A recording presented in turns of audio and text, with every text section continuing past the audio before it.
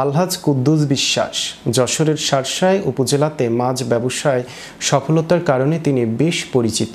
বিশিষ্ট এই ব্যবসায়ী রাজনৈতিক ও সামাজিক কর্মকাণ্ডে এলাকায় বিশেষ অবদান রাখায় তার বেশ জনপ্রিয়তা রয়েছে। তার মালিকানাধীন বিভিন্ন প্রতিষ্ঠানে প্রায় ৩ শতাধিক মানুষের কর্মসংস্থান তৈরি হয়েছে। বছরখানেক আগে তার দুটো কিডনি অচল হয়ে পড়ায় কিছুদিন আগে হঠাৎ করেই বিছানাগত হয়েছিল।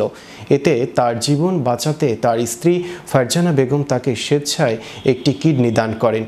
কুদ্দুস বিশ্বাস তুরস্কের একটি হাসপাতালে ৪ মাস ধরে চিকিৎসা নিয়ে সুস্থ হয়। পরে তিনি গ্রামে ফিরতে চাইলে এলাকার মানুষ তাকে অভ্যর্থনা জানাতে ভিন্ন রকম প্রস্তুতির আয়োজন করে। শুক্রবার বিকেলে ঢাকা এয়ারপোর্ট থেকে হেলিকপ্টার যোগে তিনি নিজ গ্রাম বাগ আছড়ায় ফিরলে পিঁপড়াগাছি জনতা ইকো পার্ক মাঠে কয়েক হাজার ভক্ত ও শুভাকাঙ্ক্ষীরা তার প্রতি ভালোবাসা প্রকাশ করতে ছুটে আসেন।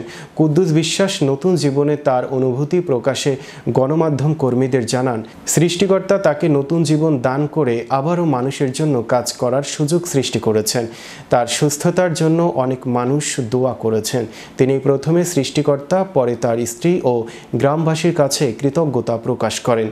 স্থানীয় গণমাধ্যম কর্মীরা জানান, স্বামীর জীবন বাঁচাতে নিজের জীবনকে তুচ্ছ করে শরীরের গুরুত্বপূর্ণ অঙ্গ দান, এটা সত্যিকারের ভালোবাসা জানান দেয়া। পার্কে আসিছি দেখতে, কুদ্দুস ভাই এমনি ছিল, সুস্থ ছিল, চিকিৎসা করতে গিয়েছিল, তাই সেই চিকিৎসা হয়ে সুস্থই বাড়ি আসছে, তাই আমরা আসছি দেখতে। ৩ মাস বিদেশ থেকে বাড়ি আসছে, তাই আমরা সবাই দেখতে আসছি। ডাক্তারি চিকিৎসাই বাড়ি আসছে,